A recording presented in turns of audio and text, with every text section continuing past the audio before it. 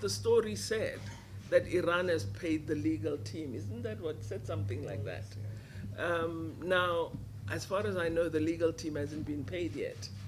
And I've not seen an offer from Iran for such payment. But I know from the WhatsApps I get and what is said about me, that the onslaught can be very fierce. You know, I've been called an ISIS member, I'm a Hamas adherent, I hide under the cupboard, Iran is my master, you know, all sorts of rubbish. And as I've said before, insults are the last refuge of a scoundrel. And we will get lots of attacks. But it's fine, we can be attacked, but we know what we are focused upon is the truth. The people of Israel are suffering from a form of colonized occupation, which is really something South Africans should never accept. So there's no funding from Iran. It's merely an allegation, and we expect even more allegations to come our way. All sorts of things. I was speaking to Minister Cele, and I'm wondering, do I have enough protection? We're expecting all sorts. So I think we should just be aware that there'll be a lot of misinformation, a lot of, you know, fake news. There was some thing on X, which says that I'm saying, stand up, you know, you Arab nations. Why are you so quiet? Why are you leaving it to us? And it's as though I'm insulting Gulf nation states. But I never said anything like that. So, you know, I'm expecting all sorts of things. I think the president was in a realistic manner alerting the ANC leadership and the alliance to be aware that there'll be this kind of mischief. We've seen it occur elsewhere. And he said it may even straddle into our own national processes in the country. So we need to be alert. For example, I'm hearing now in the media that people are saying it's likely that we'll have an election that will have contested results. We've had excellent election administration. There's no suspicion of incapacity of the Independent Electoral Commission. Never has been. Why suddenly now? So it's all part of a pattern. And we need to just be very alert to it. And we must have confidence in our ability to manage our own business. On the Security Council, indeed, the matter is going to be discussed as an open session, so it will not just be the 15 Security Council members. Other member states that are interested will be invited and will be able to indicate their interest in making a statement, and South Africa will certainly take up the opportunity. I think it's important that we follow all the stipulations of the ICJ, that they've said a month for a report. Let us have that month. Let's see what report Israel will produce, and let's submit our own commentary, which will include the evidence of what we have seen since the ICJ ruling, because we cannot hide what we see and what we know is happening.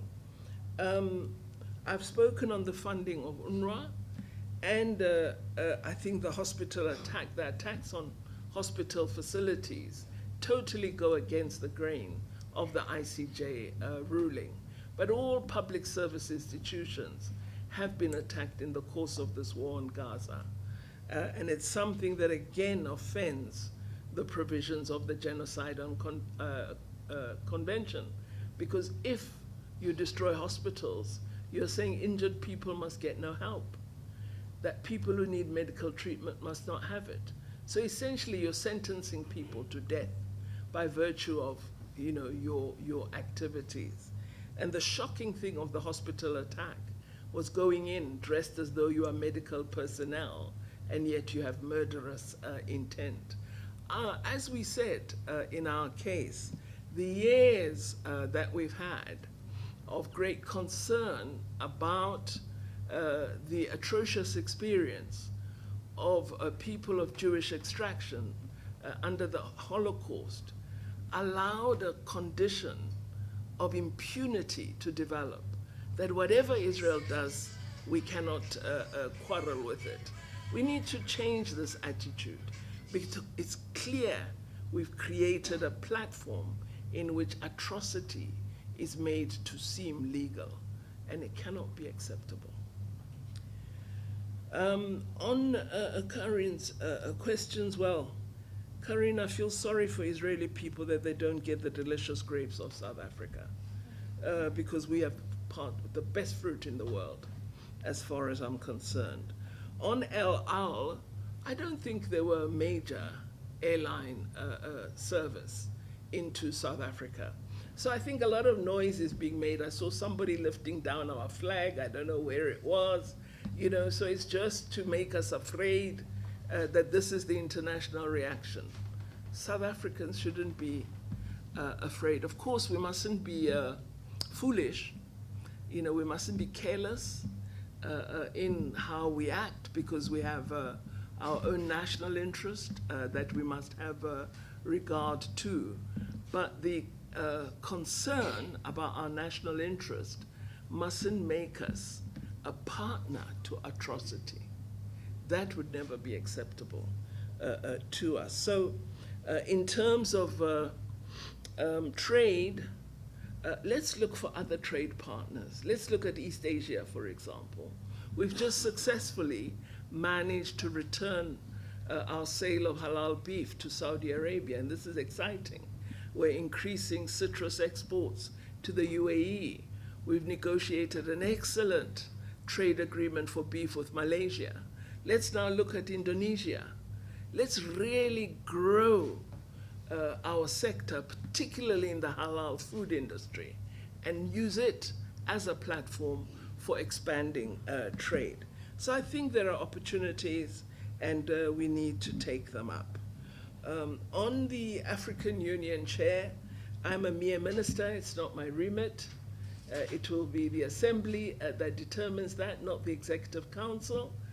I will be in caucus with my colleagues, the ministers, to get a sense of the direction. Our interest will always be a South African unity of Africa, and having a consensus position which represents the best opportunity for unity. We wouldn't like to have a chair that will just lead to disputes, points of order, and objections.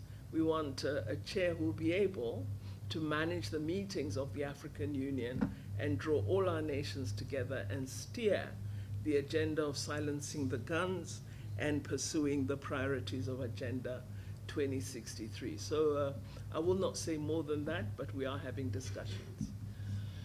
On Ethiopia, you would know our focus was TPLF, was Tigray region.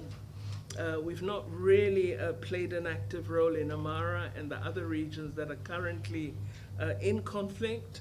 At the Uganda summit meetings, we had opportunity. I met the Somalia minister, and I met the Ethiopian minister as well, and my message is one: peace, security for Africa, because conflict between us just leads to underdevelopment.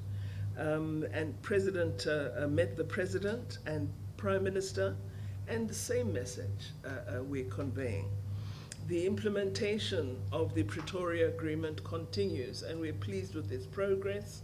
The oversight team does provide us with reports on their own observations. The facilitators continue as part of the oversight team.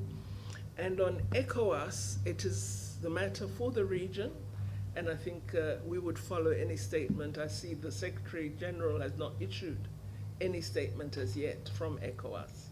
We will really be led by them on this matter.